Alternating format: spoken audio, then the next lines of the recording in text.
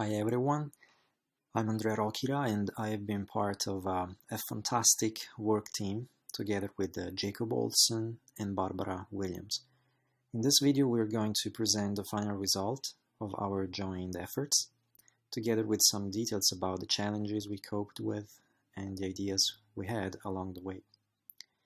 At the beginning of the semester we were required to choose a theme and we came up with 3 possible main options: Renaissance garden, ocean, and cathedrals. We all have been attracted to the ocean theme because of the wide combinations of colors and shapes that could be used, so we went for it. And I have to mention here that the designing skills of Barbara Williams stood out from the beginning. She sketched the wireframes that you can see here, and me and Jacob, the developers of the team, used these wireframes to generate the code upon. So these are the original wireframes, and you will see that the final page is a bit different from the wireframe designed for large viewports. But honestly, we liked how the layout evolved along the way. As you all realized, the biggest challenge was that we could not touch the HTML document, and even if our team loves Flexbox, we soon realized we could not implement it as a global box model approach for the layout, but we used it a lot in the sub-components of the page. In particular, this rearrangement of the side could not be implemented with Flexbox and required us to use the float and position properties. My teammates will mention other challenges we encountered along the way in detail. One idea that I wanted to include was this bubbles effect. These bubbles ascending from the bottom of the sea are nothing but those extra div tags that we can find at the bottom of the HTML document converted by animation and transformation properties. I feel this was my best adding to the final page. The thing I most loved about this project has been the chance to work together. I really could see that each member in our group was gifted in doing something. I already mentioned the great designing contribution from Barbara, and her contribution is not limited to the wireframes, while Jacob got the nickname of problem solver because he was able to untie some of the main knots we came across along the way. And I will now let my teammates speak more about our other aspects of our experience. Hi, this is Barbara. My main contribution, I feel my best contribution to this project was creating the illustrations and the animations for those illustrations to add a little bit of movement to the page without being overwhelming. We kept the shapes very simple and the animations simple and subtle, and we tried to make them natural looking through timing differences. For instance, each of the animals blinks, but they all blink at a different rate and different times so that it doesn't all blink at once.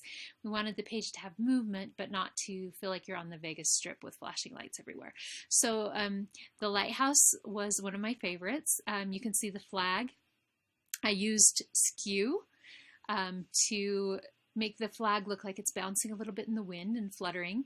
And then the light fades every now and again as if the light in the lighthouse were actually turning. The flag waving on the ship is the same, a little bit different on the timing, but it still looks like it's fluttering in the wind. The whale's eye blinks by shrinking down, and the water spout grows at a very different rate so that the blink doesn't match up with the spout. The shark blinks by his eye just disappearing briefly, and that's the same with the octopus. And then the sunshine was one of my very favorite things.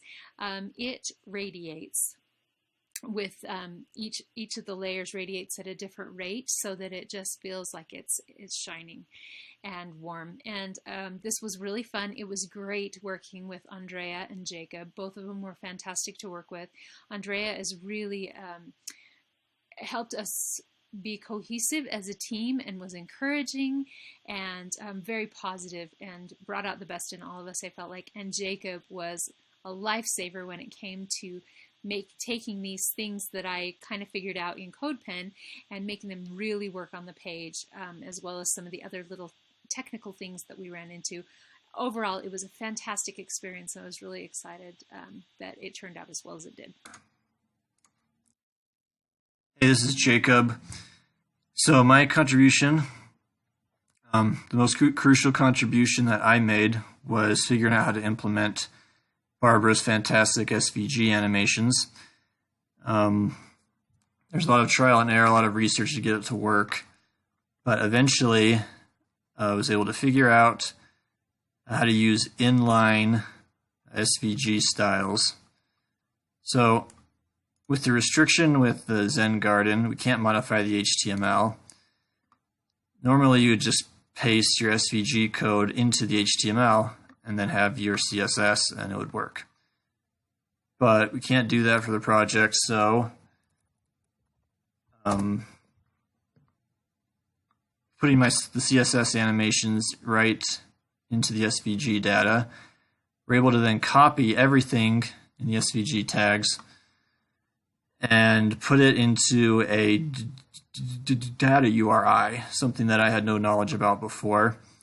And so that seemed to work, at least in Chrome, but then it wouldn't work in Firefox and Internet Explorer and Edge, and that was kind of a big issue, that it wouldn't work in those browsers. So Googling, found this article about optimizing SVGs in data URIs.